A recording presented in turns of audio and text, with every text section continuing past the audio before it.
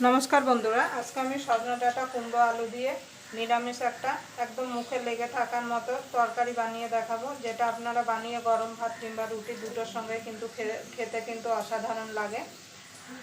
আমি কিভাবে সजना ডাটা কুমড়ো আলু দিয়ে তরকারিটা বানাই তার জন্য আপনারা পুরো ভিডিওটা দেখবেন। আশা করি আপনাদের ভালো লাগবে। যদি রেসিপিটা আপনাদের ভিডিওটা দেখে যদি ভালো লাগে তাহলে অবশ্যই একটা লাইক করে দেবেন, শেয়ার করে দেবেন আর চ্যানেলটা সাবস্ক্রাইব করে নেবেন আর পাশের বেল আইকনটা অবশ্যই বাজিয়ে দেবেন আমি যখন কোনো নিত্য নতুন রেসিপি আপলোড করব সবার আগে পাওয়ার জন্য। তো চলুন এবার আমি রান্নায় চলে যাই। এটা সাইডে রেখে দেবো। দেখুন বন্ধুরা গ্যাস ধরিয়ে কড়াই বসিয়ে দিয়েছি, কড়াইটা গরম হয়ে গেছে, দিয়ে দেবো সর্ষের তেল। অবশ্যই কিন্তু সর্ষের তেলে রান্নাটা করতে হবে। আমি যেভাবে কুমড়ো আলু বড়ির তরকারি কুমড়ো আলু সজনা ডাঁটার তরকারিটা বানাচ্ছি এইভাবে আপনারা একবার নিরামিষ তরকারি বানিয়ে দেখুন। খুব বেশি তেল দেওয়ার দরকার নেই।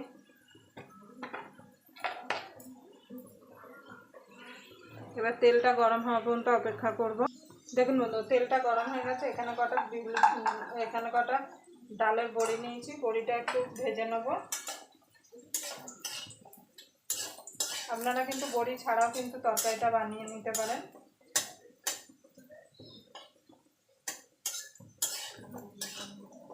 এবার তুলে নেব।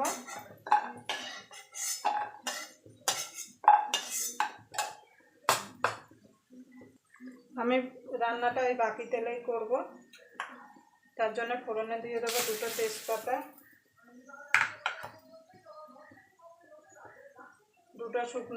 একটা শুকনো লঙ্কা, দিয়ে দেবো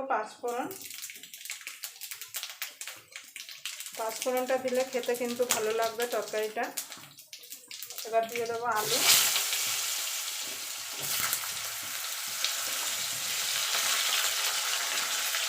আলুটা একটুখানি ভাজা ভাজা করে নেব।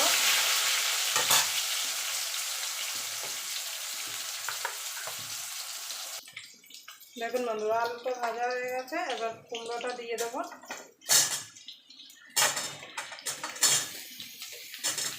কুমড়োটা আলুটা একসঙ্গে একটুখানি খানিক নাড়াচাড়া করে নেব।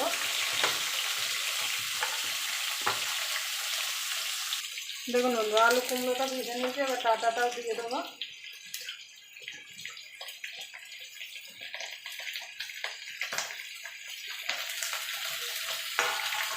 আপনারা চাইলে কিন্তু এর মধ্যে বেগুনও দিতে পারেন।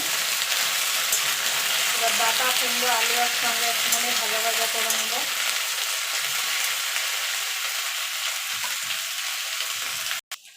দেখুন বন্ধুরা আলু কুমড়ো আর সজনা ডাঁটাটা একটু ভাজা ভাজা করে নিয়েছি।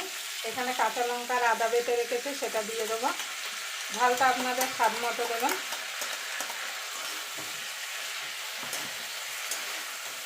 এখানে হলুদ আর একটু লঙ্কার গুঁড়ো গুলে রেখেছি সেটা দিয়ে দেবো।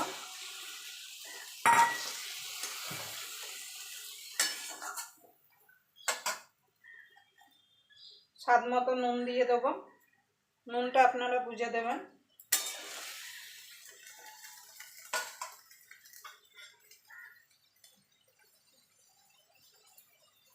দিয়ে দেবো 2-3টে চেরা কাঁচা লঙ্কা। এবার ঢাকা দিয়ে এটাকে আমি মিনিট খানিক রান্না করে নেব যাতে মশলার কাঁচা গন্ধটা চলে যায়।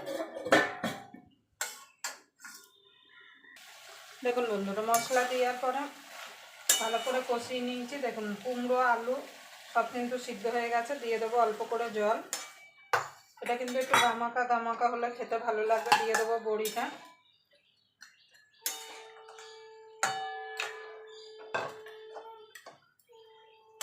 নুনটা অবশ্যই আপনারা একটু চেক করে নেবেন। আর যেহেতু নিরামিষ তরকারি তার জন্য দিয়ে দেবো একটুখানি চিনি।